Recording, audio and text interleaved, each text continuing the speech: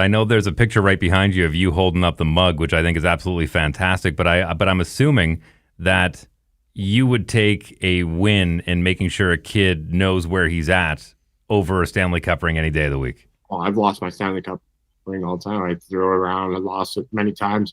It was actually broken. My new wife was, Angel, who literally saved my life. She went and got it fixed and got it resized because I'm fat now. I was always fat, but now I'm really fat. So to your point, I would give the Stanley Cup away. I'd give the ring away to make sure never, dyslexia is saw in a different light. So no kid never has to go through what I have. 100%. Do you still have the rings or the ring? I do. Like I said, when I had to find it, when I finally moved in, we moved in together and I brought it and things smashed up and because I threw it in my bag and my backpack. It didn't mean anything to me because of the scars that came along with it in my road to get me here. But yeah, we got it fixed. It went from a size 12, I think, to a 15. So now I'm really fat. I got big hands, but so I do have it. It's somewhere. It's in the safe now, but it's not important to me. What's important to me is every kid that I know is struggling today. Forgive my ignorance. The ring's just one size, though. Like you can take the Stanley Cup ring that they've molded for you and fix it, and then make it a different size. Well, so you go to everybody gets size for theirs. I think you can go to a jeweler, and they do whatever. It took like a month for them to. Diamonds were all the way around, so they had to cut it, take the diamonds out, make it bigger.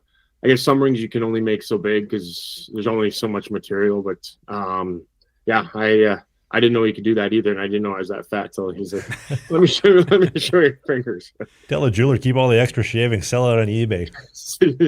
You talked about the experiences you had going from different countries playing in the K. I'm curious to know because you'd be considered a journeyman in the National Hockey League. And after Chicago and going to these different teams, was it exciting at least? Knowing what your state of mind was, or was it more of a burden?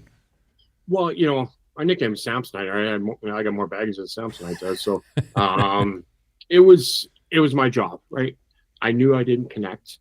It was hard going to no matter when you're walking in a new room, no matter who you are, no matter what you are, it's a different place. It's a different routine. It's a different coaching staff. It's okay. What am I going to be asked to? It's a different role. So I was happy to continue my career. I always had to look at, not that they didn't want me. Okay, they wanted me. It's not that the team didn't want me. Another team wanted me. So I think I won the cup once. I think I ended up losing to the eventual Stanley Cup winner like 4 or 5 other times in my career. So it was always hard moving, but it doesn't matter who you are.